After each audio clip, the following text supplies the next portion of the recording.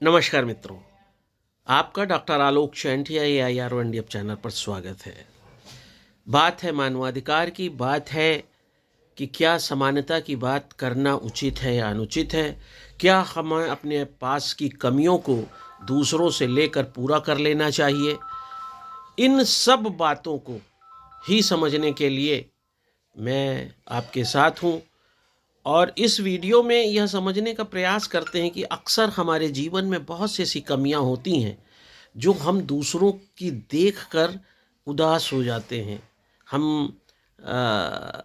अवसाद में भी चले जाते हैं। क्या इसका उपाय ये है कि हम उसे दूसरों से लेकर पूरा कर लें? क्या जो संविधान में और दूसरे न्याय की बिसात पर समानता की बात की जाती है वह हमें स्वयं अपने प्रयासों से पूरा कर लेना चाहिए। आइए इसको विज्ञान के भाषा में समझते हैं, क्योंकि मेरे वीडियो का प्रयास ज़्यादातर यह है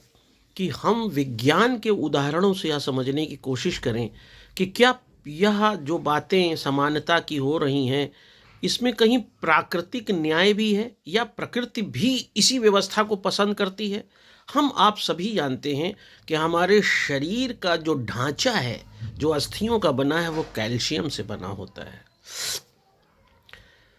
और यह कैल्शियम हमारे शरीर को न सिर्फ आकार प्रकार देता है बल्कि यह कैल्शियम हमारे शरीर में हमारी धमनियों के लिए भी आवश्यक है। यह कैल्शियम हमारे दांत के लिए भी आवश्यक है और यही कारण है कि इस कैल्शियम की, और ख़ास तौर से मैं कहूँ कैलकेरिया फास्क जिसका नाम है, इसमें कैलकेरिया कैल्शियम और फास्फेट दो एलिमेंट मिले होते हैं। हमारे शरीर में कैल्शियम की मात्रा 8 से 10 मिलीग्राम प्रति 100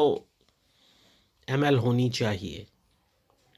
अगर इससे कम है तो निश्चित रूप से हमारे शरीर में कैल्शियम की डिफिशियंसी मानी जाएगी। और यही कारण है कि अक्सर आप देखते होंगे कि आपकी आंख फड़कने लगी और हम उस आंख फड़कने को कहते हैं कि अगर बाईं आंख फड़क रही है पुरुषों में तो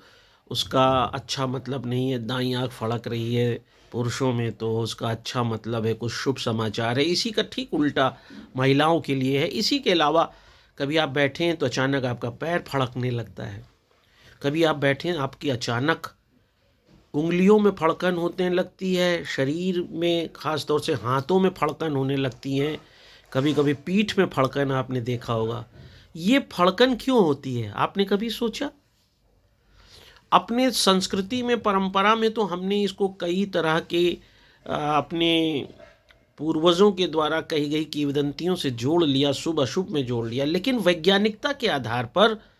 यह इसलिए फड़कती हैं क्योंकि हमारे किसी कोशिका या ऊतक विशेष में जब कैल्शियम की कमी हो जाती है तो वह अपने बगल की कोशिका या ऊतकों से उस कमी हुई कैल्शियम की या कैलकेरिया फास की, कैल्शियम फास्फेट की पूर्ति करती हैं और उसको लेकर वह अपने अंदर, चाहे वह ऊतक है, कोशिका है, वह अपने भीतर उस कैल्शियम की पूर्ति कर लेती हैं और फड़कना बंद हो जाता है। आपने देखा होगा कुछ देर बाद आपकी फड़कन बंद हो जाती है। ये जो फड़कन चल रही होती है यह वह प्रक्रिया है जिसमें जिस कोशिका या ऊतक में कैल्शियम कम हो गया है वह अपने बगल वाले से उस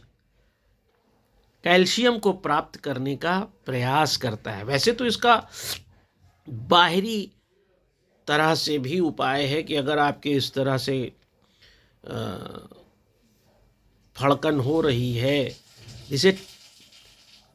तो इसको आप कैलकेरिया फास जैसी दवाओं से पूरा कर सकते हैं, कैल्शियम सप्लीमेंट लेके पूरा कर सकते हैं।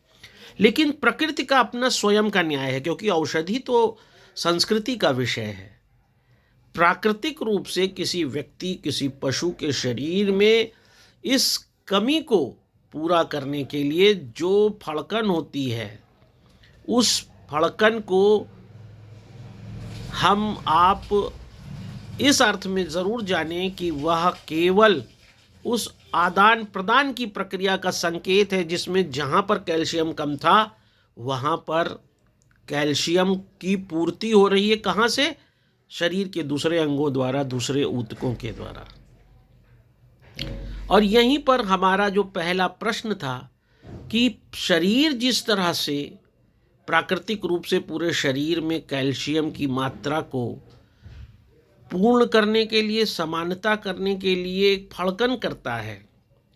ठीक उसी तरह से समाज में जिनके पास भी कमी होती है उनके पास दो ऑप्शन हैं। वह दूसरों से उस चीज़ों को प्राप्त करें और अपने को समानता के उस स्तर पर लाएं। अब इस चीज़ों को प्राप्त करने के लिए भी समाज में दो उपाय हैं। एक आंदोलन है, क्रांतियां हैं, एक आपका कर्म है, जिसमें आप अपने श्रम को लोगों को बेचकर अपने जीवन की कमियों को पूर्ण करते हैं, और तब तक पूर्ण करना चाहते हैं जब तक आपको यह विश्वास ना हो जाए कि हमने वह प्राप्त कर लिया जो हम चाहते थे। बहुत से लोग ऐसे भी हैं जिनको ऐसा लगता है कि समाज में यह विसंगति है और इसके लिए वह आंदोलन करते हैं, क्रांति करते हैं, और यह दो इस अर्थ में मानवाधिकार एक विशिष्ट विषय बन जाता है। लेकिन हम जानते हैं कि प्रकृति ने हमको यह विचारधारा रासायनिक रिएक्शंस के माध्यम से ही दिया है। किसी जैसे शरीर में कैल्शियम की कमी होने से शरीर फड़कने लगता है, ठीक उसी तरह से जब हमें सांस्कृतिक जीवन में भी कोई भी कमी होती है तो हमारे जीवन में सामूहिक रूप से, व्यक्तिगत रूप से एक फड़कन दिखाई देती है, जिसमें आपने अक्सर देखा होगा विरोध होता है, प्रदर्शन होता है, आंदोलन होता है। तो मानवाधिकार केवल एक विधिक विषय के रूप में मत देखिए, यह एक उस प्राकृतिक विषय के रूप में भी है जिसमें मानव स्वयं अपने आत्मबोध से, अपने मनोविज्ञान से यह महसूस करता है कि यह न्यूनतम चीज़ उसके जीवन में होनी ही चाहिए, और इसके लिए वह प्रयास करता है। चोरी भी इसी का एक विषय है। चोरी कुछ लोग तो आदतन करते हैं, लेकिन बहुत से लोग चोरी, जो खाने की चोरी कर रहे हैं, वो निश्चित रूप से उस प्राकृतिक नियम के आधार पर अपने जीवन में रोटी की कमी को, जैसे प्रकृति शरीर में फड़कन पैदा करके कैल्शियम की पूर्ति शरीर के सभी अंगों में करती है, उसी तरह से रोटी के लिए चोरी करने वाला व्यक्ति अपने प्राकृतिक न्याय की व्यवस्था में अपने मानवाधिकार को सुनिश्चित करता है। इसलिए जब भी आप मानवाधिकार की बात करें तो उस विज्ञान और प्राकृतिक न्याय की परिभाषा में ज़रूर देखने का प्रयास करें कि किसी व्यक्ति ने कोई आंदोलन, कोई विरोध, कोई प्रदर्शन क्यों किया है, उसने क्यों चाहा है कि उसके जीवन में वह वस्तु, वह विषय ज़रूर होना चाहिए। इस चीज़ को भी देखें कि स्वयं उसको प्राप्त करने के लिए उसने ऐसा कौन सा कार्य किया है जिसके बाद उस हताशा, निराशा में उसे विद्रोह करना पड़ा है, आंदोलन करना पड़ा है। उन सामाजिक सांस्कृतिक स्थितियों पर ज़रूर विचार होना चाहिए कि जिसमें वह अपने प्रयासों में विफल रहने के बाद आंदोलन कर रहा है, विरोध कर रहा है, और इसे प्राकृतिक न्याय की परिभाषा में मानवाधिकार का विषय माना जाना चाहिए, और उस मानवाधिकार के विषय में उस प्राकृतिक न्याय को माना जाना चाहिए जिसमें जैसे शरीर में कैल्शियम की कमी होने पर शरीर के अंग फड़कने लगते हैं और कैल्शियम की पूर्ति होने के बाद वो शांत हो जाते हैं, ठीक उसी तरह मानव जीवन में जो भी कमी होगी, और वो अगर कमी